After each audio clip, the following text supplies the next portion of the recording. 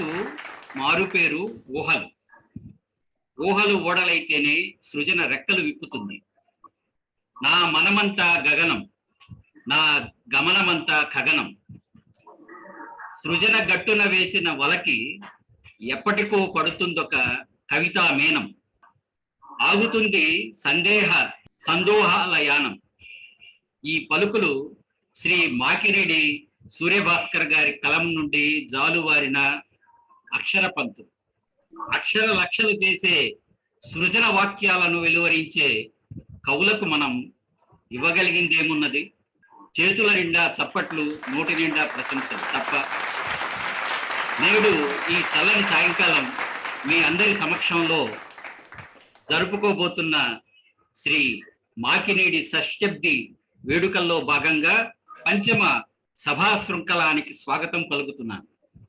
ఆత్మీయ అతిథులకు, విశిష్ట అతిథులకు, వక్తలకు, రసజ్ఞ ప్రేక్షకులకు, వీక్షకులకు అందరికీ స్వాగతం, సుస్వాగతం. ఈనాటి సభలో మన కళ్ళ ముందు ప్రత్యక్షమైనటువంటి పద్మశ్రీ డాక్టర్ ఎస్వి రామారావు గారు, వీరు భూమండలానికి ఆవల వైపున కూర్చుని జూమ్ వేదికలో మన యొక్క సభను వీక్షిస్తున్నారు. మన తెలుగు వారు కావడం మన అందరి యొక్క గర్వకారణానికి ఒక నిదర్శనం. విశ్వ కళామ తల్లి ముద్దు బిడ్డగా చిత్రలేఖనంలోను, కవిత్వంలోను వారిదైనటువంటి మార్కులు, వారిదైనటువంటి స్థానాన్ని బదిలం చేసుకొని వారు విశ్వవిఖ్యాతులయ్యారు. అటువంటి వ్యక్తి ఈరోజు మన మాకిరెడ్డి గారి సభలో అతిథిగా ఈరోజు మన ముందు కూర్చోవడం మనందరికీ కూడా ఎంతో ఆనందదాయకమైనటువంటి విషయం. మీ అందరి అనుమతితో వారిని ఆహ్వానిస్తున్నాను నేను. స్వాగతం సార్ మీకు, రామారావు గారు. మాకిరెడ్డి గారు మిమ్మల్ని తన చిరు సంభాషణతో పరిచయం చేయాలని ఆయన చాలా కుతూహలపడుతున్నారు. ఆయనకున్నటువంటి ప్రేమ అంత ఇంత కాదండి మీ మీద. మాకిరెడ్డి గారు, మీరు ప్రారంభించారు. Thank you sir. రామకృష్ణ గారు నమస్తే అండి. నమస్కారం. ఆహుతులందరికీ కూడా నా హృదయపూర్వక నమస్కారాలు. ఈరోజు ఈ జూమ్ మీటింగ్ లో మరి పద్మశ్రీ డాక్టర్ ఎస్వి రామారావు గారు పాల్గొనడం అనేది నాకు ఎంతో గర్వకారణం, జన్మజన్మల సుకృతం. అది విశ్వవిఖ్యాతమైనటువంటి అపురూప నైరూప్య చిత్రకారులు డాక్టర్ పద్మశ్రీ ఎస్వి రామారావు గారు. వారి పూర్తి పేరు సిరందాసు వెంకట రామారావు గారు. మన తెలుగువారు కావడం నిజంగా మనం చేసుకున్నటువంటి గొప్ప అదృష్టం. విశ్వ చిత్ర కళారీతులను అన్నింటినీ ఆకలింపు చేసుకుని వాటిని తెలుగువారి సంప్రదాయ చిత్రణలోనికి ఇమిడ్చి కేవలం వారిదే అయినటువంటి ఒక వినూత్న శైలికి శ్రీకారం చుట్టారు రామారావు గారు. చుట్టడమే కాకుండా ప్రపంచంలోని ప్రసిద్ధి చెందిన కళా ప్రదర్శనశాలల్లో పికాసో సరసన సగర్వంగా నిలిచినటువంటి చిత్ర కళా తేజం డాక్టర్ ఎస్వి గారు. అపురూప కళా తపస్వి. కామన్వెల్త్ స్కాలర్షిప్ తో లండన్లోని స్లేడ్ ఇన్స్టిట్యూట్ ఆఫ్ ఆర్ట్స్ లో కళాభ్యాసం చేశారు రామారావు గారు. సహజ రూపాన్ని కాక వస్తువు యొక్క ప్రాథమిక రూపాన్ని విశ్లేషించే శైలిలో ఆయన గొప్ప వర్ణకాంతులు ఈనే నైరూప్య చిత్ర రాజాలను చిత్రించారు. అంశం కృష్ణానది. ఆ చిత్రాల్లో నిజానికి పారే నది లాంటిది అటువంటి రూపాలేవి ఉండవు. గొప్ప వర్ణ ప్రత్యేకలతో కాంతులీనేటటువంటి స్వచ్ఛమైన పారదర్శక రంగుల సంగీతం నది గలగలల్లా మన చెవులకు వినబడుతుంది. పంచభూతాల్లో జలం ఒకటి. దాన్ని ఆసరగా చేసుకుని ఎన్నో చిత్రాలను రచించారు రామారావు గారు. ప్రస్తుతం మరో పంచభూతమైనటువంటి అగ్నిని జ్వాల రూపంలో, కీలల రూపంలో దాని యొక్క ప్రాథమిక తత్వాన్ని వర్ణాంకితం చేసే సంకల్పంలో ఉన్నారు. అదే విధంగా మిగిలిన 3 పంచభూతాల మీద కూడా పరంపరగా చిత్రాలు గీసి భారతీయమైనటువంటి ఆధ్యాత్మిక తత్వానికి చిత్ర రూపాలు కల్పించాలని వారిని కోరుతున్నాను. మరి వారి యొక్క చిత్రం ఎంత ప్రసిద్ధి చెందిందంటే ప్రపంచ ప్రసిద్ధి. ఒక సానెట్ రూపంలో చిన్న కవిత రాసిన తెలుగులో సానెట్. శిరమెత్తి ప్రపంచ కళావేది మీద వినబడేలా రంగుల ప్రపంచకంలో తెలుగు చిత్రాన్ని నిలిపారు.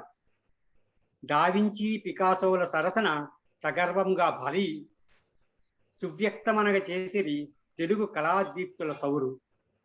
వెండి వెన్నెలందున నాజూకు వర్ణాల సరక్షిని కలిపి తెలుగుల సంప్రదాయ చిత్రణలోనికి ఎవరగా విశ్వ కళారీతుల చిత్ర కళాభివ్యక్తిని రాజలం చేసిన శరందాసుకు నమస్సులు. మౌనికి వారు మహాముని.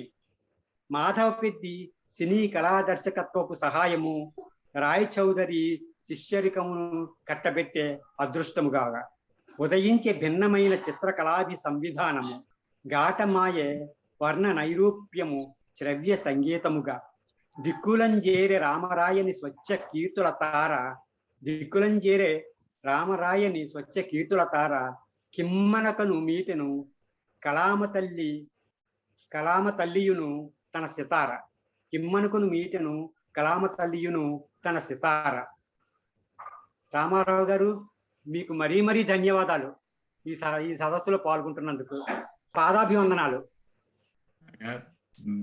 మీకు మరీ నమస్కారాలు. ఎందుకంటే ఎంతో ప్రేమతో నన్ను పిలిచినందుకు, ఎంతో ప్రేమతో నా గురించి మాట్లాడినందుకు నేను చాలా చాలా సంతోషిస్తున్నాను. చాలా కృతజ్ఞుని మీకు.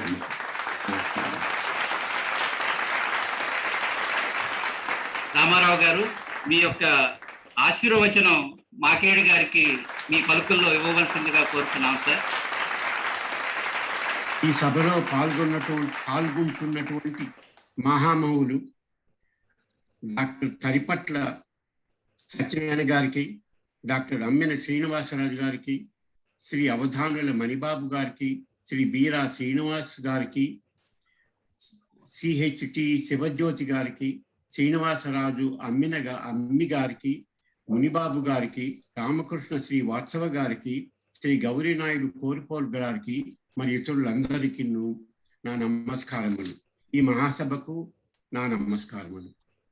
ఈ మాకినీడి షష్ఠబ్ది వేడుకలలో ఇప్పటి వరకు ప్రస్తుతం పాల్గొంటున్న, ఇక ముందు పాల్గొనబోయే ప్రఖ్యాత రచయితలు, ప్రసిద్ధ చిత్ర శిల్పకారులందరికీ నాకంటే ఎన్నో రెట్లు ఎక్కువగా శ్రీ మాకినీడి సూర్యభాస్కర్ గారి గురించి తెలుసు అని నాకు తెలిసినప్పటికీ నేను పాల్గొనాలన్న కుతూహల ప్రోద్బలంతో సాహసిస్తున్నాను. ప్రముఖులైన మీ అందరి ముందు నిలబడి అద్భుతంగా జరుగుతున్న ఈ చిత్రకళా సాహిత్య సమ్మిళిత షష్ఠబ్ది వేడుకలలో నేను మాట్లాడేందుకు సహృదయంతో అవకాశం ఇచ్చిన సమన్వయకర్తగా ఉన్న మరొక ప్రసిద్ధ కవి, చిత్రకారులు శ్రీ ఆత్మకూరి రామకృష్ణ గారికి కృతజ్ఞతలు తెలుపుకుంటున్నాను. అందిన సమయాన్ని సద్వినియోగం చేసుకునేందుకు నేను వ్రాసి తెచ్చిన దాన్ని చదువుతున్నాను గబగబా. శ్రీ మాకినీడి సూర్యభాస్కర్ గారికి షష్ఠిపూర్తి అంటే నమ్మలేను. ఎల్లప్పుడూ చల్లని వెలుగులు వెదజల్లే మిలమెల కాంతుల పూర్ణచంద్రుని మోముగా సదా చిరునవ్వులు కురిపించే సహృదయ వినయశీలి. 10 మంది రచయితల గ్రంథ రచనలను తానొక్కడై చేస్తున్న వీరిని చూస్తుంటుంటే 4 పదులు మించని యవ్వన శరీరంతో ఉన్న వ్యక్తిలా కనిపిస్తున్నారు నాకు. అదే కాదు, చూసే వారందరికీ కొంతమంది వయసును జయిస్తారు, కొంతమంది కాలాన్ని జయిస్తారు. శ్రీ మాకినీడి సూర్యభాస్కర్ గారు ఈ రెండిటిని జయించిన ధీరులు.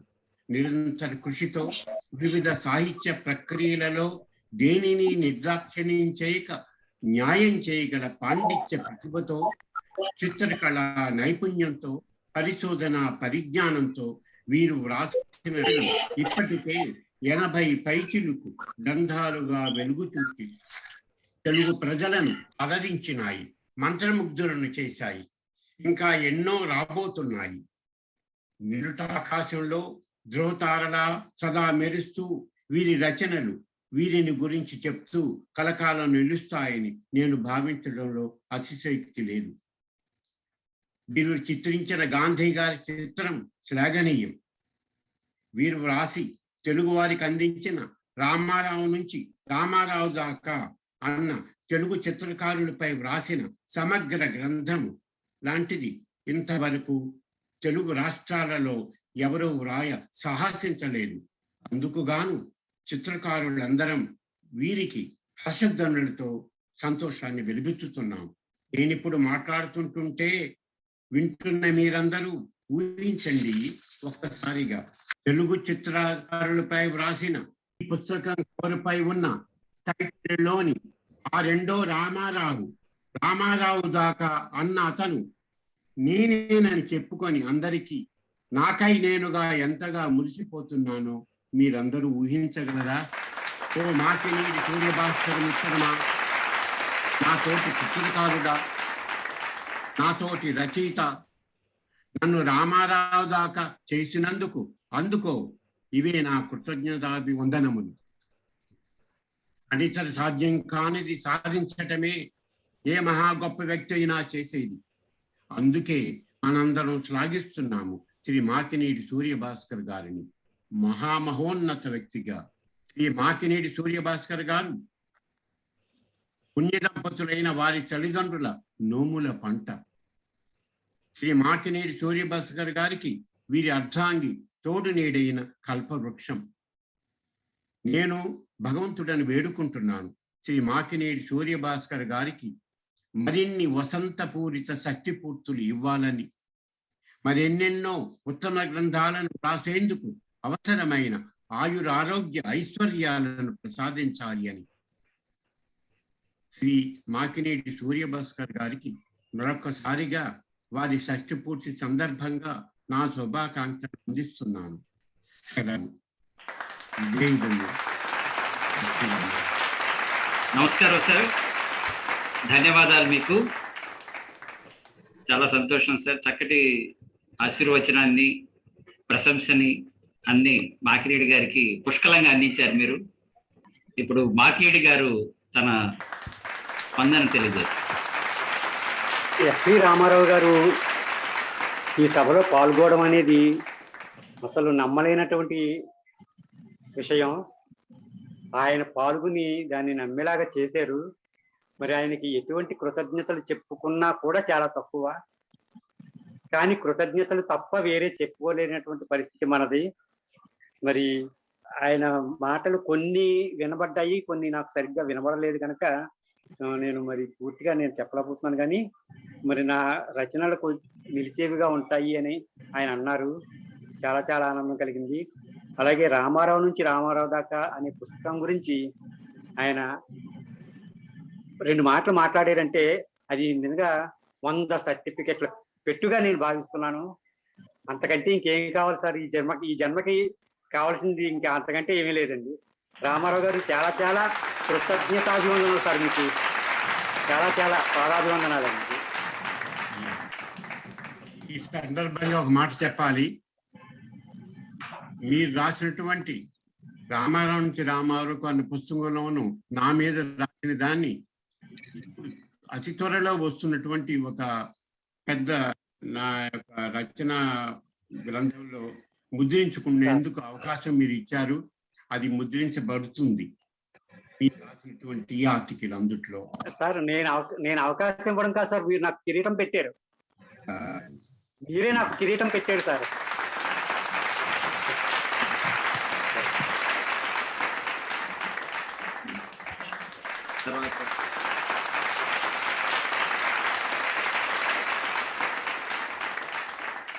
తదుపరి కార్యక్రమం మన ఈ సభా శృంఖలంలో ఇలా డాక్టర్ కరపట్ల సత్యనారాయణ గారు, తెలుగు శాఖాధ్యక్షులు, ఆదికవి నన్నయ్య విశ్వవిద్యాలయంలో వీరు అధిష్ఠించి ఉన్నారు రాజమహేంద్రవరంలో. వారు ఇప్పుడు ఆత్మీయ ప్రసంగాన్ని డాక్టర్ కరపట్ల సత్యనారాయణ గారు చేయబోతున్నారు. స్వాగతం సార్ మీకు. నమస్తే సార్. సాహితీ మిత్రులు, హృదయాలు, తెలుగు వారి హృదయాల్లో చిరస్థాయిగా ముద్ర వేసుకున్నటువంటి చిరు దరహాస శోభితుడైనటువంటి మాకినేడు వారికి దశాబ్ది శుభాకాంక్షలు తెలియజేస్తున్నాం. అంతర్జాలం ద్వారా వీక్షిస్తున్న మీ అందరికీ మరొక్కసారి ఈ యొక్క షష్ఠబ్ది శుభాకాంక్షలు తెలియచేస్తూ, నాది కేవలం ఆత్మీయ ప్రసంగమే తప్ప విశేషమైన ప్రసంగం కాదు కాబట్టి మిత్రుని మీద ఉన్నటువంటి కొద్ది క్షణాలు మాత్రమే మీతో పంచుకునే అవకాశాన్ని ఇచ్చినటువంటి ఈ షష్ఠబ్ది కార్యక్రమ సారథులందరికీ హృదయపూర్వకంగా పేరు పేరున ధన్యవాదాలు తెలియచేస్తున్నాను. ఎందుకు అంటే ఇందులో ఒక విచిత్రమైనటువంటి విషయం ఉంది, ఒక సాహసోపేతమైనటువంటి ప్రక్రియ ఉంది. షష్ఠబ్ది అనేటప్పటికీ వారికి వారే చేసుకోవటము లేకపోతే ఎవరో చేయటము జరుగుతుంది. కానీ శిష్య పరంపరంగా కొనసాగుతున్నటువంటి వారం వారం నిర్విరామంగా కొనసాగుతున్న యొక్క కార్యక్రమానికి ఒక నూతన వరవడిని సృష్టించి గురువు మీద మిత్రుల మీద ఉన్నటువంటి అభిప్రాయాన్ని నిజంగా అంతర్జాలం ద్వారా ఆకాశం అంత ఎత్తుగా తీసుకెళ్లిన మీ నిర్వహణ కమిటీకి నేను ప్రత్యేకంగా హృదయపూర్వకంగా ధన్యవాదాలు తెలియజేస్తున్నాను. ఇక మాకినీడి వారి కోసం చెప్పాలి అంటే వారి యొక్క సాహితీ సేవ ఇంత అంతా కాదు, కొలవటానికి వీలు లేనటువంటిది. అయితే ఈ మధ్య కాలంలో 2-3 పుస్తకాలు రాసి వాళ్లకు వాళ్లే మహాకవులను చెప్పుకునేటువంటి ఈ రోజుల్లో దాదాపు 80కి పైగా పుస్తకాలను రాసి వివిధ ప్రక్రియల్లో విశిష్టమైన అంశాలను ప్రధాన కథావస్తువుగా రాసి ఎంత పేరు ప్రఖ్యాతులు సంపాదించినా గానీ ఎక్కడ ఏ విధమైనటువంటి గర్వం కూడా లేనటువంటి నిగర్వి ఎవరు అంటే మన మాకినీయుడు అని సగర్వంగా మనం చెప్పుకోవచ్చు. ఎందుకు అంటే సాహితీవేత్తలుగా విమర్శకులుగా ఈ రోజుల్లో చాలా చలామణి అవుతున్నటువంటి పేర్లు మనకు వినిపిస్తున్నాయి. కానీ ఈ రోజుల్లో చూస్తే ఎంత నిగర్వి అంటే ఈయనలో ఉండేటువంటిది, ఈయన రాసినటువంటి కవిత్వాలనే కాక చూస్తే లేక ఈయన రాసిన రచనలు కాక మనం గమనిస్తే నిజంగా వచన కవిత్వాన్ని, కథా సాహిత్యాన్ని, కళా విమర్శను, సాహిత్య విమర్శను, బాల సాహిత్యాన్ని, పైగా సాహిత్య విమర్శకు సంబంధించినటువంటి అద్భుతమైన వ్యాసాలను కూడా రాసినటువంటి ఘనత వీరికే దక్కుతుంది. ఒక ఉపాధ్యాయ వృత్తిలో ఉండి చిన్నపిల్లల కోసం వారి భావాలను అర్థం చేసుకొని వాళ్లను భావితరానికి అందించేటువంటి ఒక విజ్ఞానాన్ని వాళ్ళకి సంపాదించి పెట్టాలనే ఉద్దేశంతో రాసిన బాల సాహిత్యాన్ని మనం చూసుకున్నట్లయితే నిజంగా ఒక 6 పుస్తకాలు బాల సాహిత్యం మీద రాశారు.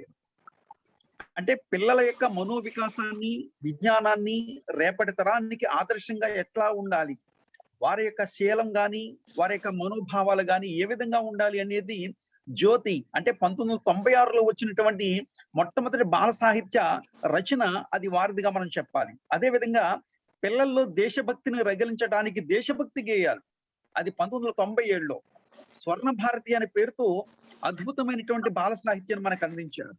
అదే విధంగా తానా వాళ్ళ యొక్క అవార్డును కూడా సంపాదించుకున్నటువంటి 2006లో వచ్చినటువంటి తెలుగు భాష వెలుగు మార్గాలు ఈ పుస్తకాన్ని కాక మనం చదివితే ఎప్పటికీ కూడా ఒక విజ్ఞాన సర్వస్వంలా కనిపించేటువంటి ఒక కొత్తమైనటువంటి చిన్న పుస్తకంగా మనం భావించాలి.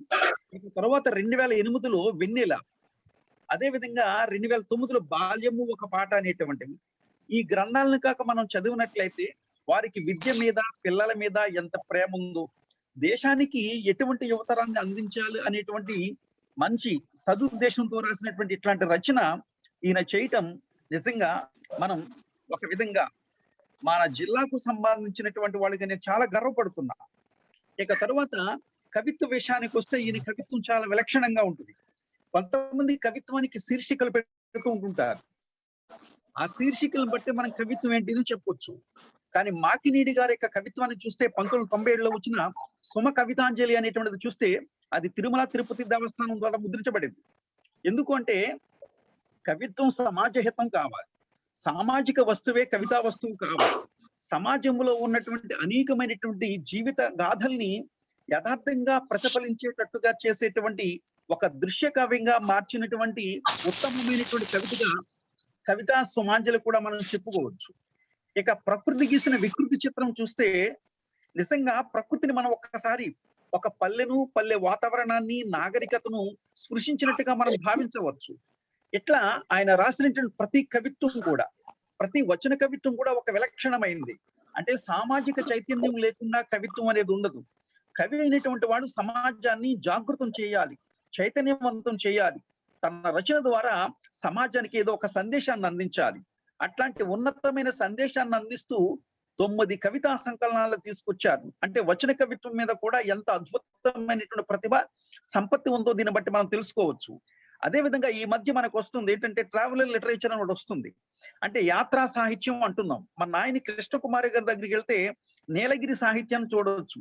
అదే విధంగా ఎండ్లూరు సుధాకర్ గారి భార్య గారు పాపికొండల మీద కూడా గుర్తొస్తుంది. ఇట్లా ఈ యాత్రా సాహిత్యానికి సంబంధించి పాపికొండల్లో పడవ పాట అనేటువంటిది 2011లో తీసుకొచ్చారు. కవితలను కాక గమనిస్తే పర్యావరణం ఆవశ్యకత ఎంతవరకు ఉంది, అసలు పర్యావరణంలో ఉండే ప్రకృతి యొక్క ఆవశ్యకత ఏమిటి, అసలు పర్యావరణాన్ని ప్రకృతిని మనం ఎలా పరిరక్షించుకుంటున్నాం, అసలు మన యొక్క గోదావరి అందాలు ఏ విధంగా ఉన్నాయి, అన్ని కూడా ఒక రకమైనటువంటి సౌందర్యతోనే కాకుండా ఒక రకమైన ప్రశ్నార్థకమైనటువంటి విశ్లేషణ కూడా ఇందులో ఉందని మనం గమనించవచ్చు. అదే విధంగా సామెతకో పద్యం అనేటువంటిది మనం చూస్తే సామెత నిజంగా మనం ఈ రోజుల్లో మర్చిపోతున్నట్టు అనాదృత వాంగ్మయం అంటున్నాం మనం. అంటే జన సంస్కృతికి ప్రతిబింబంగా నిలబడినటువంటి మన జానపదం ఈ రోజుల్లో మూలాలు లేకుండా పోతుంది. యాంత్రిక జీవితం అంతా కూడా మానవుడికి అలవాటు అయిపోయింది.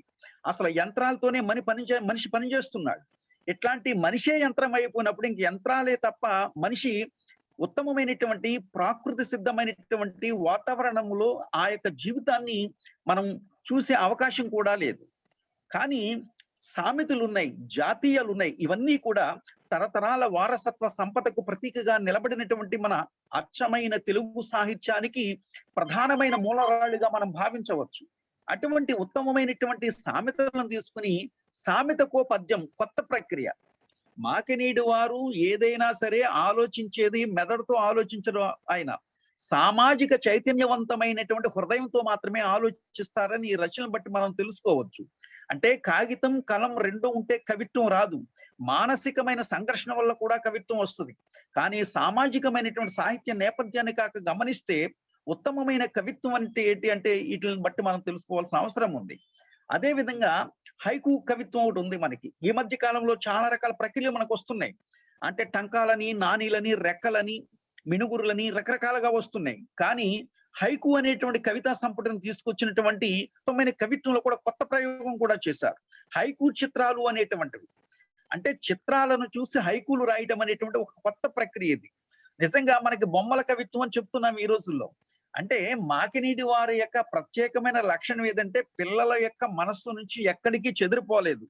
పిల్లలు ఏదైతే ఏ విధంగా అయితే పాఠాలు చెప్తే వాళ్ళకి ఆకర్షింపబడతాయో అదే విధంగా సమాజంలో కూడా హైకు కవిత్వాన్ని కూడా అట్లాగే తీసుకొచ్చారు. హైకు చిత్రాలు అనేటువంటివి మనకి నిజంగా 1997లో తీసుకొచ్చారు. అదే విధంగా ప్రకృతి, ఇది కూడా ఫోటో కవిత్వమే. అంటే ఒక ఫోటో, ఆ ఫోటో తగ్గట్టుగా ఒక కవిత్వం రాయటం అనేది. ఇట్లాంటి కొత్త ప్రక్రియలకు కూడా ఎప్పుడు శ్రీకారం చుట్టి 1997లో శ్రీకారం చుట్టినటువంటి వారు ఈయనే. అదే విధంగా ప్రకృతి అనేటువంటి హైకు సంపుటి రెండో ముద్రను కూడా రావటం నిజంగా దాని యొక్క ఆధిక్యత ఏంటో మనం గుర్తించవచ్చు. ఇక రాలిన పుప్పోడి, ఋతురాగాలు, హైకు పైగా ఇట్లాంటి 4 కవితా సంపుటాలను హైకు మీదే తీసుకొచ్చారు.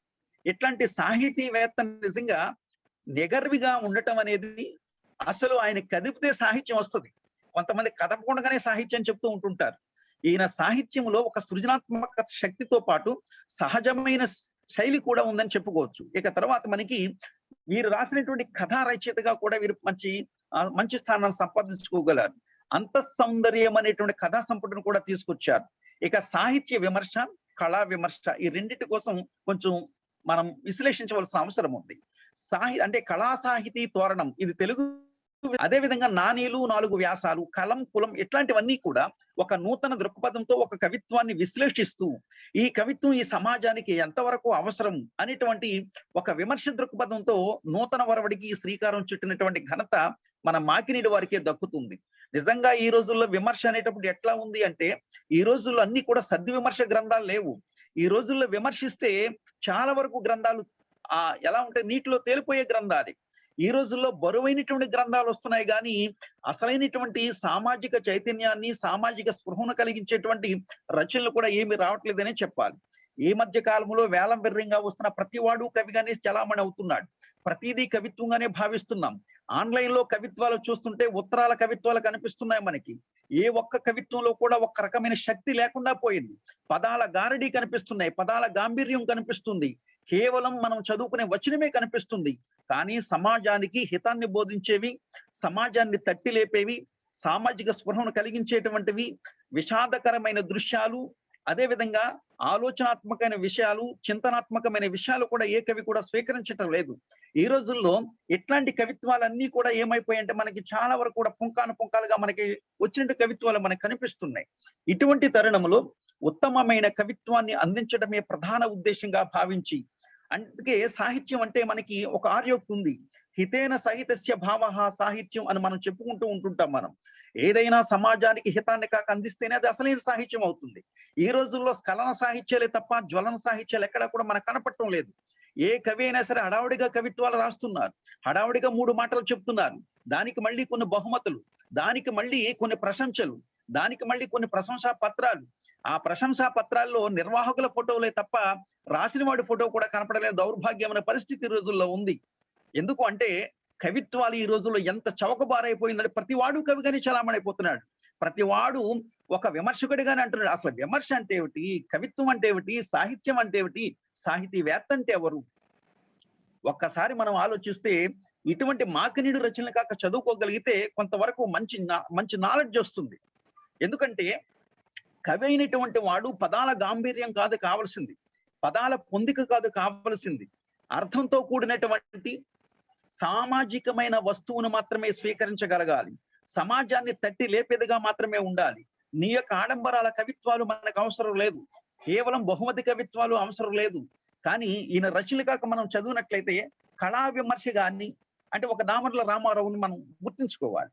నిజంగా మన భారతదేశంలో ఉన్నటువంటి, ముఖ్యంగా మన తెలుగు దేశంలో ఉన్నటువంటి చిత్రకారులు, కళాకారులు కూడా చాలా మంది ఉన్నారు. ఈ కళాకారులు, చిత్రకారులను కూడా మనం మర్చిపోతున్నాం. రేపటి తరానికి వాళ్ళ చరిత్ర అందించాలి. మనం అందించాలంటే 300-400 పేజీల్లో కాదు. చిన్న పిల్లలకు వాళ్ళు బాల్య స్థితి నుంచి, పాఠశాల స్థాయి నుంచి కళాస్థాల స్థాయికి వెళ్ళేటప్పటికీ వాళ్ళకి మన కవులు వీళ్ళు ఉన్నారు, మన కళాకారులు వీళ్ళు ఉన్నారు, మన కళారూపాలు ఇలా ఉన్నాయి, ఇవి మన సంప్రదాయానికి ప్రతిరూపాలుగా నిలబడ్డాయి, మన ప్రాచీన జన సంస్కృతికి ప్రతిరూపాలు మన కళలు, ఈ కళలు మనవి, ఇవి మన సంస్కృతి అని చెప్పుకునేటట్టుగా వారికి చిన్నప్పటి నుంచి కూడా ఏం చేయాలంటే మన పాఠాల్లో అమర్చి పెట్టవలసిన అవసరం ఉంది. అందుకే కళా విమర్శలో సంబంధించినటువంటి ఈయన వ్యాసాలన్నీ కూడా చూసినట్లయితే నిజంగా రామారావు చూసారు ప్రపంచ చిత్రకారులు ఈ యొక్క అంతర్జాలంలో మనకు కనిపిస్తున్నారు. ఇందులో ఉన్నటువంటి నలుగురు కూడా కళాకారులు అనుకుంటున్నారు, నిజంగా చిత్రకారులు. ఇట్లాంటి చిత్రకారుల యొక్క ప్రధానమైన ఉద్దేశం ఏదంటే మన చరిత్ర మనం తెలుసుకోవడానికి ఒక రకమైనటువంటి కుంచెను అద్భుతమైన ప్రపంచానికి అందించవలసిన అవసరం ఉంది. అట్లాంటి ఉత్తమమైనటువంటి కళా నైపుణ్యం కలిగినటువంటి, కళా ప్రవేశం కలిగినటువంటి కళా నిపుణుడు ఎవరంటే మనకు మాకినీడుగా మనం చెప్పుకోవచ్చు. అంతేకాదు మాకినీడు రాసినటువంటి వ్యాసాల మీద కూడా మళ్ళీ వ్యాసాలు వచ్చాయి. అంటే ఒకరు రాసిన పుస్తకాన్ని మళ్ళీ సద్విమర్శతో, పునఃపరిశీలనతో వ్యాసాలు రాయటం అనేది అంత చిన్న విషయం కాదు. వీరి రచనల మీద తెలుగు విశ్వవిద్యాలయం నుంచి నా దగ్గరే పిహెచ్డి చేసి ఇప్పుడు విఎస్ఎం కళాశాలలో పనిచేస్తున్న రాలి శ్రీనివాస్, అతను ఎంఫిల్ చేశాడు. మాకినీడు వారి యొక్క పత్రికా రచన మీద ఒక ఎంఫిల్ చేశాడు, తనకి గోల్డ్ మెడల్ కూడా వచ్చింది అతనికి. ఆ తర్వాత గోదావరి జిల్లాలో ఉన్నటువంటి పత్రికల మీద నా దగ్గర పిహెచ్డి చేశాడు. ఇట్లాంటి ఉత్తమమైన పరిశోధన స్థాయికి ఎదగలిగినటువంటి రచయిత మనకి మాకినీడుగా మనం చెప్పుకోవచ్చు. అదే విధంగా నాగార్జున విశ్వవిద్యాలయంలో మాకినీడు రచనల మీద విజయ్ కుమార్ అని నా స్టూడెంట్, అతను పిహెచ్డి చేస్తున్నాడు. అదే విధంగా మా విశ్వవిద్యాలయంలో బి సత్యనారాయణ అనేటువంటి ఆయన మాకినీడు సూర్యభాస్కర్ గారి యొక్క వచన కవిత్వం మీద పిహెచ్డి జరుగుతుంది. అంటే ఇంత విశేషమైనటువంటి ప్రతిభా సంపత్తి ఉన్నటువంటి కవి మనకి ఎట్లా కనిపిస్తున్నారంటే అమాయకంగా కనిపిస్తున్నాడు మాత్రమే. కానీ ఏ విధమైనటువంటి ఆడంబరాలు, ఆర్భాటాలు లేకుండా తన రచన తాను చేసుకుంటూ సమాజం కోసం కళాన్ని, గళాన్ని ఉపయోగిస్తూ ఇప్పటికీ కూడా చక్కని కవిత్వాన్ని రాస్తూ సామాజిక చైతన్యాన్ని కలిగిస్తున్నటువంటి మాకినీడు వారికి ముఖ్యంగా ప్రత్యేకమైన ధన్యవాదాలు తెలియజేస్తున్నా. అదే విధంగా అకాడమిక్ గ్రంథాలు కూడా, అంటే టీటీసీ వాళ్ళు కూడా విద్యా బోధనకు సంబంధించినటువంటివి, అదే విధంగా సామాజిక అవగాహన కోసం ఉన్నటువంటి ఎయిడ్స్ అట్లాంటి వాళ్ళ కోసం జాగృతం చేసేటువంటి కొన్ని బుర్రకథలు కూడా రాశారు. అంటే ఒకే వ్యక్తి ఇన్ని ప్రక్రియల్లో ఈ విధమైన ప్రతిభా సంపత్తి కలిగి ఉండటం అనేది లేక అటువంటి వ్యక్తులు మనకి వేళ్ల మీద లెక్క పెట్టిన వాళ్ళుగానే ఉంటూ ఉంటారు. అందుకోసమే మనం ముఖ్యంగా ఈ యొక్క షష్ఠబ్ది సంబరాల సందర్భంగా మాకినీడు వారిని ప్రత్యేకంగా అభినందిస్తూ, ఆయన ఇంకా ఎవరైనా 60 దాటిందంటే ఎవరు అనుకోరు. ఎందుకంటే ఆయన అలా కూడా కనిపించరు. నిరంతరం నిత్యం యవ్వనుడిగా కనిపిస్తూ ఇంకా అనేకమైన రచనలు చేసి అతి త్వరలోనే శతాధిక గ్రంథాలను పూర్తి చేయాలని, సమాజ హితం కోసం, సమాజం కోసం జాగృతిని, జన సంస్కృతిని ముఖ్యంగా ప్రజల ముందుకు తీసుకురావాలని మనసారా అభినందిస్తూ ఈ యొక్క ఆత్మీయ ప్రసంగాన్ని ముగిస్తున్నాను. ధన్యవాదాలు. ధన్యవాదాలు సార్. Thank you sir. ఇప్పుడు మాకిరెడ్డి గారి స్పందన తెలియజేస్తారు. డాక్టర్ తరపట్ల సత్యనారాయణ గారి స్నేహం మండు వేసవిలో సన్నని తుంపర శరీరం మీద పడినట్టుగా ఉంటుంది. అంత గొప్ప స్నేహితులైన కళలను కాపాడండి, కళాకారులను బ్రతికించండి అనేది ఆయన యొక్క నినాదం. ఆ నినాదాన్ని ఎన్నో జాతీయ అంతర్జాతీయ వేదికలపై గళమెత్తి గర్జించే స్వరం తరపట్ల గారు. బహుశా జానపద వాన్మయం మీద పరిశోధన చేసిన కారణంగా వారి నరాల్లోనూ కూడా ఈ భావం నిబిడీకృతమైందని నేను అనుకుంటున్నాను. వారి సాహితీ సేవకు ఈ మధ్యనే గుర్తింపుగా తెలంగాణ రాష్ట్రం భాషా సామాజిక శాఖ వారి జాతీయ పురస్కారాన్ని ప్రదానం చేశారు. ఆ సందర్భంగా వారికి నా ధన్యవాదాలు. సరిగ్గా ఒక విషయం, గమ్మత్తైన విషయం ఏంటంటే, సరిగ్గా 9 ఏళ్ల క్రితం నా పుట్టినరోజు 17/8/2012 తరపట్ల వారు ఆదికవి నన్నయ్య విశ్వవిద్యాలయంలో ఆచార్యులుగా చేరారు. ఇది ఒక కాకతాళీయమైనటువంటి అంశం, సరదాగా తిప్పుకోవడం అంటే. వారు ఎంఏని ఆంధ్ర యూనివర్సిటీలో చదివి ఫస్ట్ క్లాసులో పాస్ అయ్యారు. ఎంఫిల్ని తెలుగు యూనివర్సిటీ నుంచి డిస్టింక్షన్లో సాధించారు. పిహెచ్డిని మళ్ళీ ఆంధ్ర యూనివర్సిటీ నుంచి గోల్డ్ మెడల్ సాధించారు. మరి 14 సంవత్సరాలు పైబడినటువంటి పరిశోధన అనుభవంతో ఆయన గైడ్గా ఎందుకో విశిష్ట సేవలు అందించారు. అట్టి మేధా సంపన్నులైనటువంటి డాక్టర్ తరపట్ల వారు ఈరోజు కార్యక్రమానికి ఆత్మీయ అతిథిగా విచ్చేసి సంభాషించడం చాలా చాలా అదృష్టంగా నేను భావిస్తున్నాను. వారి ఆత్మీయ ప్రసంగం అన్నారు, కానీ మొత్తం నాకు సంబంధించినటువంటి కవిత్వాన్ని, విమర్శని, కళా విమర్శని అన్నింటినీ కూడా చాలా మొత్తంగా ఇన్ని నక్షలు అనమాట, నక్షలు అంటాం, చేతిలో ఉసిరికాయలాగా ఆయన మొత్తం చెప్పడం జరిగింది. చాలా బాగా వివరించారు. వారికి నా ధన్యవాదాలు. ముఖ్యంగా నా తరపున ఈ జూమ్ నిర్వహణ కమిటీ వారికి అందరికీ కూడా ఆయన చేయడం నాకు చాలా ఆనందం కలిగించింది.